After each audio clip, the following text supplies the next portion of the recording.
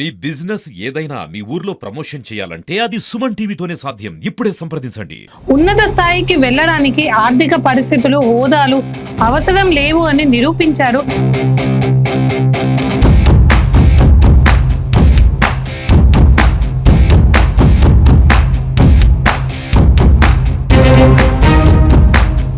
పానీపూరి అమ్మే ఓ సాధారణ వ్యక్తి కుమార్తె మిస్ టీన్ తెలంగాణగా నిలవడం.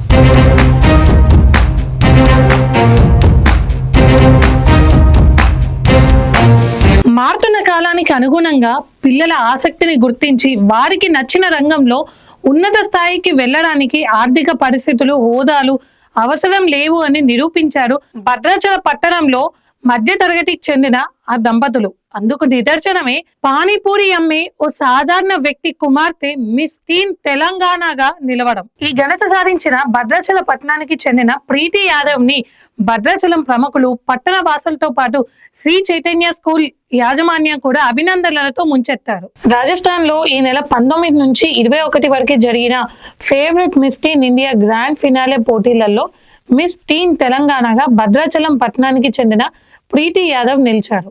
భద్రాచలానికి చెందిన ప్రకాష్ యాదవ్, రేణు దంపతుల కుమార్తె ప్రీతి యాదవ్ పట్టణంలోని ఓ ప్రైవేట్ పాఠశాలలో 8వ తరగతి చదువుతుంది. తండ్రి చెర్ల రోడ్లో పానీపూరి బండి నడుపుతూ కుటుంబాన్ని పోషిస్తుండగా తల్లి రేణు మోడలింగ్ రంగంపై అనుభవం ఉండడంతో కుమార్తెను మోడలింగ్ పోటీలకు సిద్ధం చేస్తూ వచ్చింది. మిస్ టీన్ ఇండియా ఎంపిక పోటీల ప్రక్రియ గత సంవత్సరం కిందటే ఆన్లైన్లో మొదలైంది.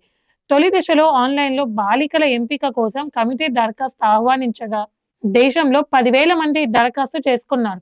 వీరిలో అత్యంత ప్రతిభావంతులైన వారికి అడ్మిషన్లు, గ్రూమింగ్లు, మూల్యాంకాలు ఇలా వివిధ దశల్లో వడపోత అనంతరం 101 మంది బాలికలను రాజస్థాన్ జైపూర్లో జాతీయ స్థాయి వేదికపై పోటీలు నిర్వహించారు.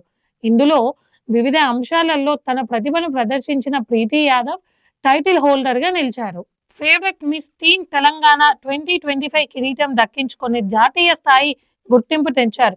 మిస్ టీన్ తెలంగాణ కిరీటాన్ని అందుకున్నందున ప్రీతి యాదవ్ ను భద్రాద్రి ప్రముఖులు, పట్టణ వాసులు అభినందనలతో ముంచెత్తారు. ప్రత్యేకంగా భద్రాచలం వచ్చిన ప్రీతి యాదవ్ ని శ్రీ చైతన్య స్కూల్ యాజమాన్యం ఆమెకు, ఆమె తండ్రికి శాల్వాతో సత్కరించి సన్మానం చేసి విద్యార్థుల సమక్షంలో అభినందనలు తెలిపారు.